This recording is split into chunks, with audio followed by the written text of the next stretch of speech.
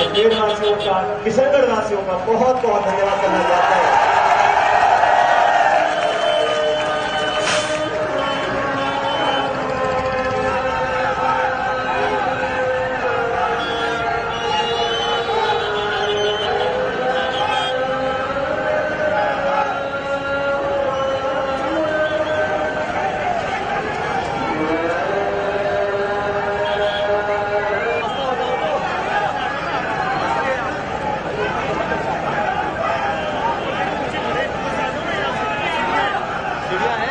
साथियों, मैं काफी लंबे समय के बाद आज किशनगढ़ आया और हाँ, मैं सांसद था लगभग 10 साल पहले, तो मुझे लगा कुछ रिश्ते कमजोर हो गए होंगे,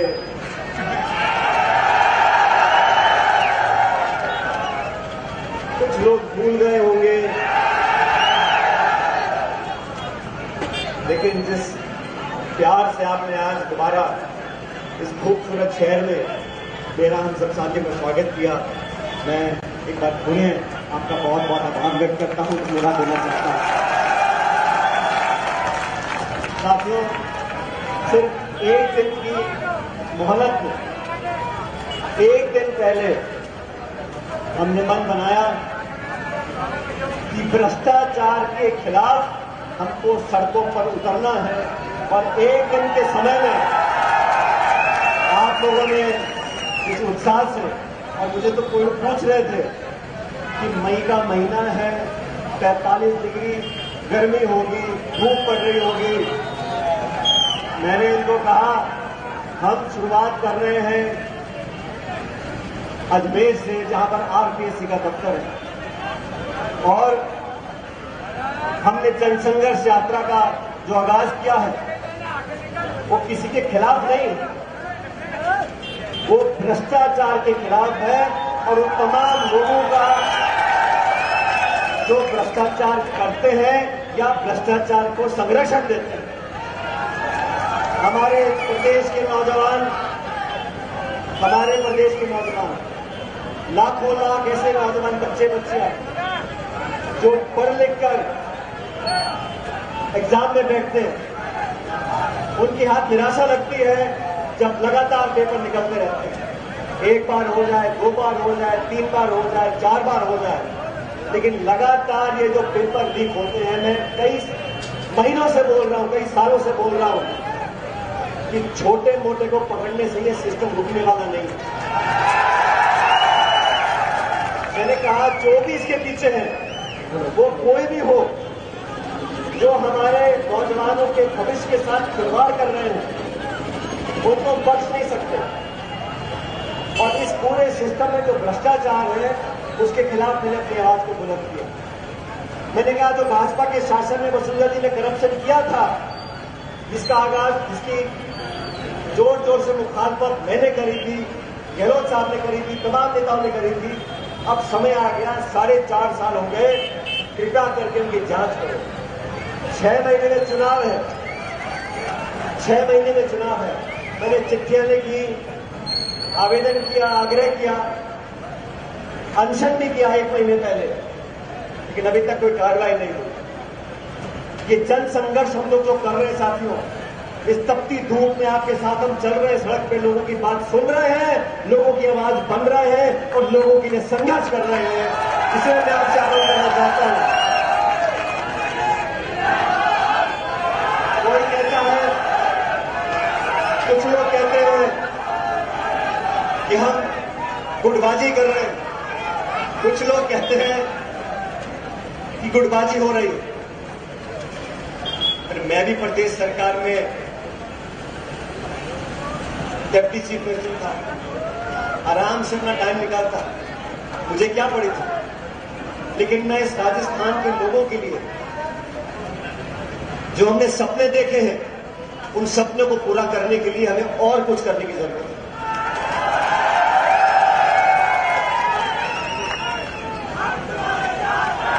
मेरा राजनीतिक जीवन आप सब लोगों के सामने है। हमने हमेशा मुद्दों की बात की है, जबान पर हमेशा मैंने लगाम रखा है और कभी संयम नहीं खोया। मुझे लोगों ने बहुत कुछ कहा, मुझे लोगों ने क्या क्या नहीं कहा। मालूम है आप लोगों को क्या क्या बोला? मेरे जबान से कभी कोई बुरा शब्द निकला किसी की बात, लेकिन गलत भाषा ना बोलना, इसका ये मतलब नहीं है कि हम में स्वाभिमान की कमी है।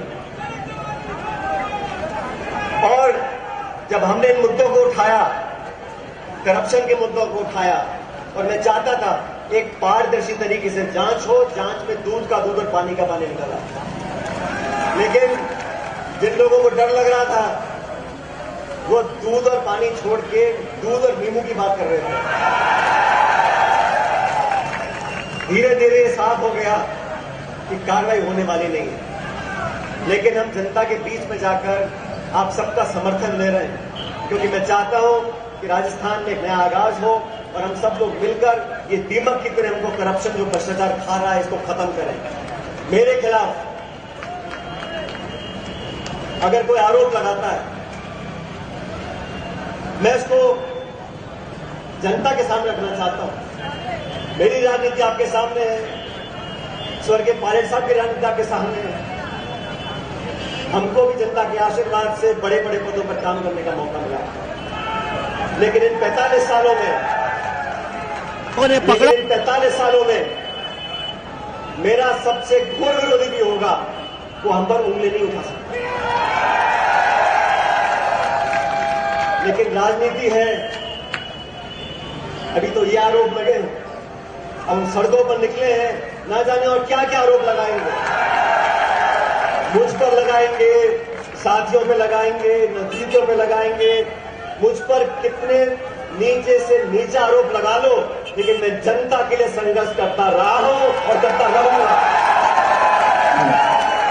मेरा व्यक्तिगत बैर किसी से नहीं है, मेरी व्यक्तिगत झगड़ा लड़ाई किसी से नहीं। मैं तो सिर्फ मुद्दों की बात कर रहा हूं, नौजवानों के भविष्य को बेहतर बनाने की बात कर रहा हूं। और मैं आप लोगों से आग्रह करता हूं, नौजवान जो हमारे 18 से 30 साल के हैं, 36 कौम के हमारे नौजवान लड़के लड़कियां जो पढ़ लिख रहे हैं, जिनके माँ बाप मजदूरी करते हैं, मेहनत करते हैं, किसानी करते हैं, दुकानदारी करते हैं, वो कैसे कैसे 20-50 हजार रुपए, लाख रुपए इकट्ठा करते हैं, बच्चों को ट्यूशन पढ़ाते हैं, वो मेहनत करते हैं 2 साल, और फिर उनके अरमानों पर पानी फिर जाता है। कोई ओवरेज हो जाता है, किसी को सदमा लगता है और अंदर से एक खोखलापन महसूस होता है। इसमें बदलाव लेने के लिए अभी हमारे आरपीएससी ने एक सदस्य को अरेस्ट किया। आजाद भारत में पहली बार किसी आरपीएससी के मेंबर को अरेस्ट किया। ये पूरा जो ढांचा है, इसको मूल चूक परिवर्तन करने की जरूरत है। मेरा संघर्ष जनता के लिए, मैंने एक दिन पहले कहा जयपुर में, मैंने कहा भाई मैं तो आरपीएससी से लेके जहां पर ये पूरा सिस्टम बैठा है मेरे में, वहां से लेके जयपुर तक चलूंगा, जनता के बीच में रहूंगा, आपका आशीर्वाद बटोरूंगा, आपसे प्यार मांगूंगा, आशीर्वाद मांगूंगा। और मैं धन्यवाद देना चाहता हूं कि आप लोगों ने मेरे दिल खोल कर दिया। आज कोई चुनाव नहीं है, कोई सभा नहीं है, कोई टिकट नहीं है, कोई वोट नहीं है, लेकिन जो अपनेपन का संबंध इस प्रदेश की जनता से हम लोगों ने कायम किया है, मैं सचमुच उसका बहुत बहुत कायल हूं। और आपको फिर से आग्रह करना चाहता हूं, मुझ पर कोई कैसी भी बात कर दे, मुझ पर कोई कैसा भी आरोप लगाए, मैं परवाह नहीं करता। मैं परवाह करता हूं। और मेरे नौजवान साथी हो, मैं आपको आह्वान करता हूं, हम सब लोग जो सड़कों पर चल रहे हैं, हम अपने लिए नहीं चल रहे। हमारे नौजवान बहनों भाइयों का भविष्य बेहतर हो, ये हमारी जिम्मेदारी है, इसलिए हम सड़कों पर नाप रहे हैं। मैं आपसे आग्रह करता हूं, जयपुर तक हम लोग चलेंगे, भारी तादाद में लेकर चलेंगे, अपने संकल्प को लेकर चलेंगे, अपने संघर्ष को लेकर चलेंगे, और आप लोगों की आवाज को बुलंद कर इस नौजवान का भविष्य हम बेहतर बनाएंगे। आप सब लोगों का बहुत बहुत धन्यवाद। जय हिंद, राम राम।